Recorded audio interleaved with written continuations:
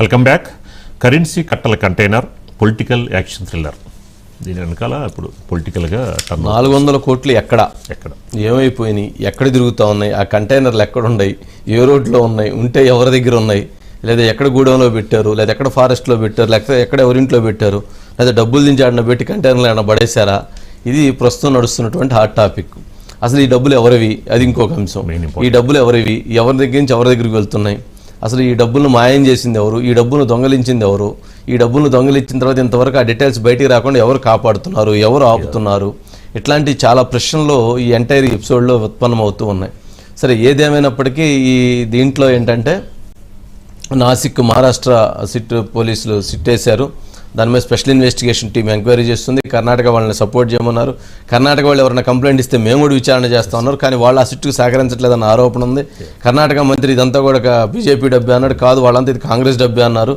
ఇదంతా కూడా తిరుపతి బార్డర్లో నుంచి తమిళనాడుకి వెళ్ళడానికి సిద్ధమైందన్నారు. తమిళనాడులో రేపు ఎలక్షన్లు జరుగుతున్నాయి కాబట్టి ఎలక్షన్ల కోసం వెళ్తున్నటువంటి ఫండ్ అనేది చాలా బిగ్ సబ్జెక్ట్గా అది ఇప్పుడు డిస్కషన్ జరుగుతూ ఉంది.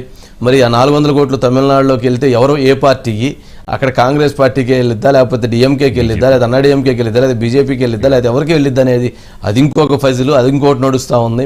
సరే, ఈ డబ్బులు అసలు ఎంతకు ఎక్కడికి పోయినాయి, ఎక్కడికి ఉన్నాయి, ఏ రకంగా ఉన్నాయి, జనరల్గా టైర్లు అంత డబ్బులు ఉన్నప్పుడు కొంచెం టైర్లు కొంచెం వెయిట్ ఉండేది కదా అనేది కూడా చూస్తున్నారట.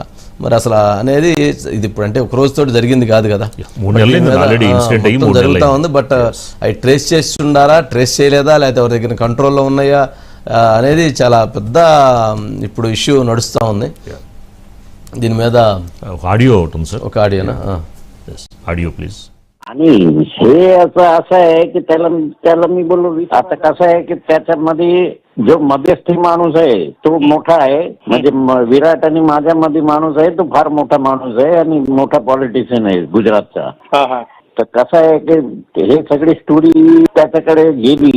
आता तो आत्ता याचा काल रात्री फोन आला होता विराटचा, तर तो काहीतरी अरेंजमेंट दुसरी करतो. आता त्या फंडच्या రైట్. ఇది ఈ ఆడియో సందేశం ఏంటంటే, ఆ కిషోర్ జెట్ అని ప్రముఖ రియల్ ఎస్టేట్ కంపెనీ ముంబైలో పెద్ద ఇది అతని డబ్బులు ఇప్పుడు లాక్ చేశారని. నిన్న గోవా బాలాజీ ట్రస్ట్ అది కాదు, కిషోర్ సంబంధించిన రియల్ ఎస్టేట్ డబ్బులే. ఈ చాలా పెద్ద బిల్డర్ అంట అతని డబ్బులనే వీళ్ళు తీసుకెళ్తుంటే ఎత్తేసారని.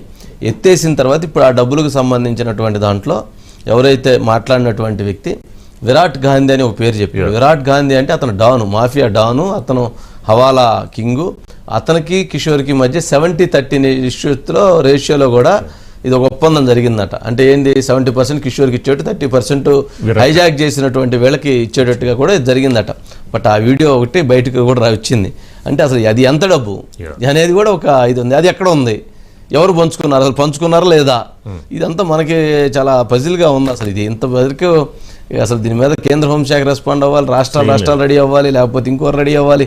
కానీ ఎందుకో దీన్ని అసలు ఎక్కడో దాన్ని భలే దాపెట్టి ఉంచుతున్నారు. అసలు అదేందో అర్థం కావట్లేదు. మధు ఏంటి? లేవు సార్, డబ్బులు లేవు సార్, మాయమైపోయినాయి. 400 కోట్లు మాయమైపోయినాయి సార్. ఎటుపోయినాయో ఏమైపోయాయో. 4 రాష్ట్రాలు తిరిగినటువంటి 400 కోట్లు 2 బండ్లలో మాయమైపోవడమే సార్ 48 గంటల్లోనే. ఇది పెద్ద అంటే ఒక ప్లానింగ్, ఒక పద్ధతి, ఒక అమలు. అంటే ఇది సార్ వాడు ఏం చేశాడని తర్వాత పక్కన పెడితే మాత్రం మొత్తానికి ఇష్యూ అంతటినీ కూడా బయటికి రాకుండా క్లోజ్ చేశారు అనేటటువంటిది అర్థమైపోయింది. తిరుపతి నుంచి ఎటో వెళ్లాల్సినటువంటి ఆ కంటైనర్లు ఆ తర్వాత నుంచి కనిపించకుండా పోయాయి సార్. ఎక్కడో గుజరాత్ మొదలవ్వడము, ఆ తర్వాత రావడము, ఇక్కడి నుంచి రావడము. అంటే పార్ట్ వైజ్గా, అంటే మనకున్న సమాచారం పార్ట్ వైజ్గా, అంటే ఒక చోట ఒక 50 కోట్లు, ఒక 100 కోట్లు, మళ్ళీ ఇంకొక చోట ఒక 50 కోట్లు, 100 కోట్లు, అలా డబ్బుల్ని డంప్ చేసుకుంటూ వచ్చారు సార్. అందులో ఏదైతే కంటైనర్స్ ఉన్నాయో అందులో డంప్ చేసుకుంటూ వస్తే చివరికి అవి 400 కోట్ల వరకు వచ్చాయి. ఇక ఈ 400 కోట్ల నుంచి తెలుగు రాష్ట్రాల్లో ఉన్నటువంటి ఏదైనా పెద్ద నాయకుడి దగ్గరికి వెళ్ళి అక్కడ కూడా కొంత డంప్ ఏదైనా ఉంటే, అంటే ఫామ్ హౌస్లు కావచ్చు, లేకపోతే ఇంకొకటి కావచ్చు, వాటర్ ప్యాలెస్లు కావచ్చు, లేకపోతే ఇంకా హౌసెస్ కావచ్చు, లేకపోతే ఖాళీ ప్లేసెస్ కావచ్చు, అక్కడ దాచిపెట్టినటువంటి ఆ డబ్బులన్నింటినీ కూడా మళ్ళీ అందులోకి డంప్ చేయడానికి ఇక్కడికి వచ్చి ఇక్కడి నుంచి ఎక్కడైతే డబ్బు ముద్రణ జరుగుతుందో అక్కడికి వెళ్ళి అక్కడి నుంచి మొత్తం డీలింగ్ చేయడానికి ఒక స్కెచ్ అయితే వాళ్ళందరూ వేసేసుకున్నారు. అలా వేసుకున్నటువంటి స్కెచ్ లో మధ్యలో వచ్చినటువంటి వాడే విరాట్.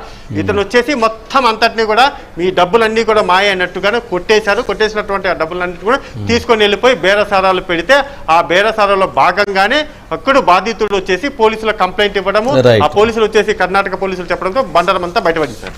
అంటే అంటే ఇప్పుడు 6గురిని అరెస్ట్ చేశారు కదా, వాళ్ళ దగ్గర నుంచి ఏమైనా సమాచారం రాబట్టలేదా? ఎక్కడున్నాయి అనేటువంటిది చేయలేకపోయారా లేదా ఏంటి? ఇదే సార్, ఇప్పుడు 6 మంది ఎవరైతే మనము అదుపులోకి తీసుకున్నారు విచారించని చెప్తున్నారో అరెస్ట్ కాదు సార్, జస్ట్ అదుపులోకి తీసుకొని విచారించి పంపించేశారు వాళ్ళని.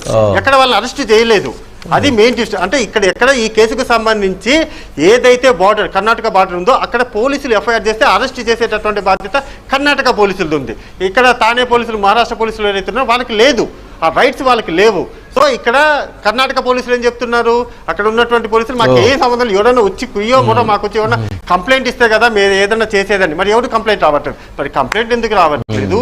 ఆ డబ్బులు ఎక్కడ ఉన్నాయి? తెలుగు రాష్ట్రాల్లో ఉన్నటువంటి విశాల్ నాయుడు ఎవరైతే ఉన్నారో వాడికేం సంబంధము? ఇవన్నీ కూడా గూడు పుట్టంలాగా మిగిలిపోతున్నాయి సార్. Okay, right.